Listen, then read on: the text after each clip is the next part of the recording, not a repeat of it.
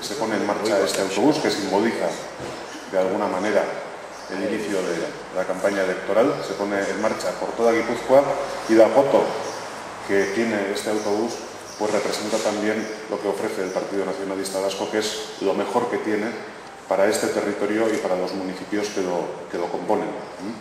Esa foto representa hombres y mujeres del Partido Nacionalista Vasco que están dispuestos a dar lo mejor de ellos mismos para este territorio y para, como digo, sus pueblos y ciudades. Kanpaina baten atarian gaudedarik, izan dezagu da aukera kanpainan zehar bakoitzak duen proiektu eta ikuspegiei buruz errespetuz eztabaidatzeko eta batez ere gezurrik erabili gabe eztabaidatzeko. Nahiko nuke kanpaina honen dinamika hori izatea eta nik nire aldetik eta badakit gainera Eusko Alderdi Jeltzaleko hautagaiak beraien aldetik bere daukaten guztia jarriko dute da hori horrela izan. Operazio politiko fuerte bat indartsu dagoela martxan, nagusiki momentu honetan Eusko Jaurlaritzari babesa ematen diona, beraz dagoeneko martxan dagoena, ez dira hipotesia, ez dira realitatea bat da, bada justu Eusko Jaurlaritzari ematen dion, babesa ematen dion PP-PSOE frente hori. Nik uste dut hor, frente horrek helburu bakar bat daukala, eta da abertzaletasuna erakundetatik kanpo ateratzea, bidaltzea. Eta nik uste dut momentu honetan alegin horri eta frente horri aurre egin beharra dagoela.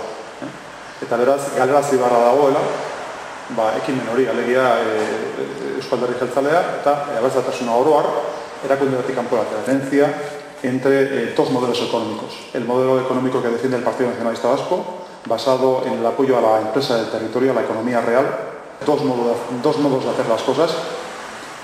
Un modo que es el de la estrategia económica del Partido Socialista, que ha fracasado estrepitosamente y por supuesto que también ha llevado al presidente Zapatero a anunciar que no se va a volver a presentar a las elecciones, precisamente porque el descrédito en la sociedad española es terrible. Es un modelo además que comparten también los líderes del Partido Socialista de Euskadi y también los gestores de los ayuntamientos gobernados por el Partido Socialista.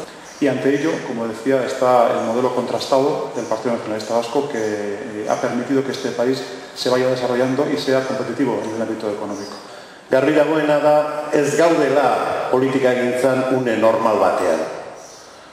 Bere biziko garrantzia du eta niretzako ere bai halako larritasun bat ere suposatzen du, nun eta epaitegi konstituzionalak emango duen erabaki baten arabera debekua baimentzea euskal politikaren etorkizuna beste horren baitan egotea.